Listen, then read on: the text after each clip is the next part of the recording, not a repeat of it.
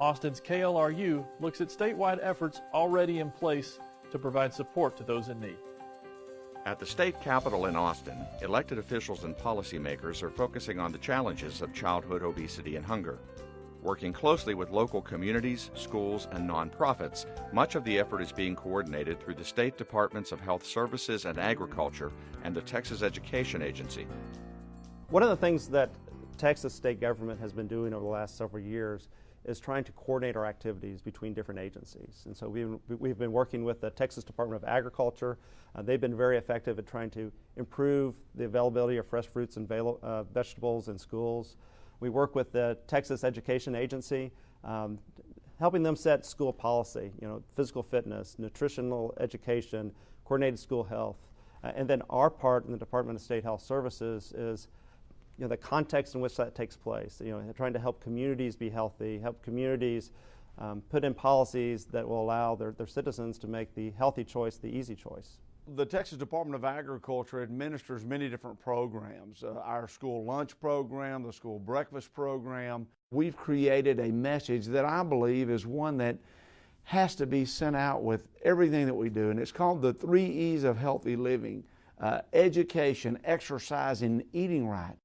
So in order for us to fight obesity, there's guidance from the CDC that we follow. There are basically 6 things that we need to address. 3 that we need to increase, 3 that we need to decrease. And so we need to increase our physical activity. We need to increase how much fresh fruits and vegetables we eat. And also it's important when a baby is born that if you can increase the chances that that baby will breastfeed, for every month that the baby breastfeeds, the risk of him being obese decreases by 6%. At the same time, there's 3 behaviors that we need to decrease. We need to decrease the sugary beverages that we drink. We need to decrease our intake of high calorically dense foods. And then we need to decrease how much time we spend in front of the TV set. Many state programs have focused on schools, where lunch programs, physical education, and health and nutrition curriculum form the front line in the state's response.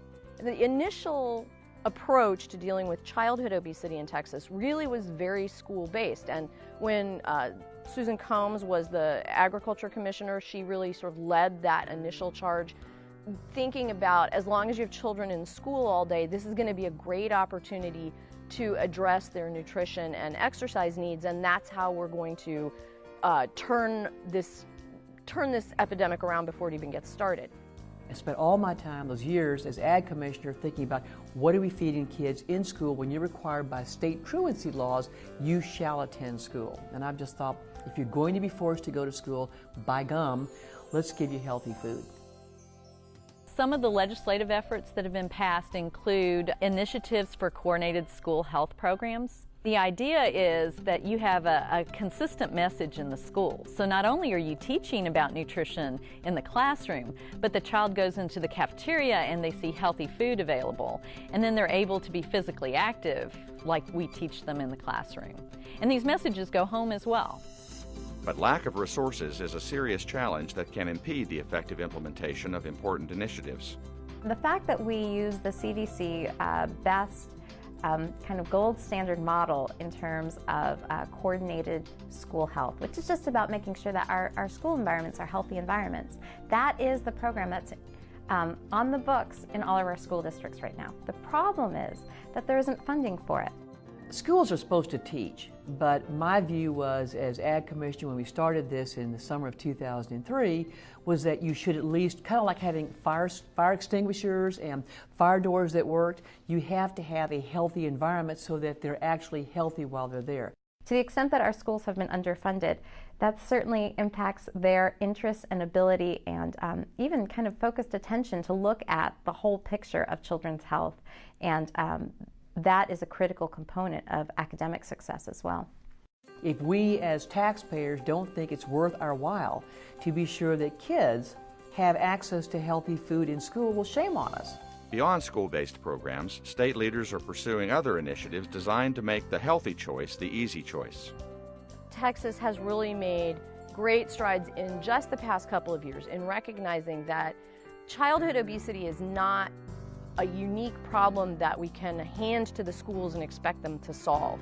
There actually has been some legislative attention to increasing healthy fruits and vegetables, especially those that are locally grown. So increasing access to farmers markets, having programs where you can use WIC benefits, women, infants, and children's benefits to purchase foods at the farmers market. Trying to work out legislation so that it's easier for people to grow fruits and vegetables within an urban setting.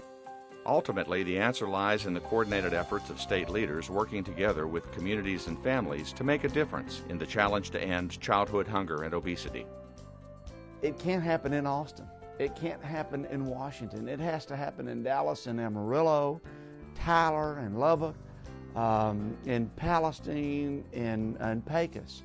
That's where the real turnaround will be made.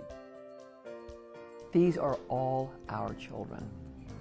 And what hurts one child hurts the rest of our children. And so it's really important for us to understand their health is our state's economic health.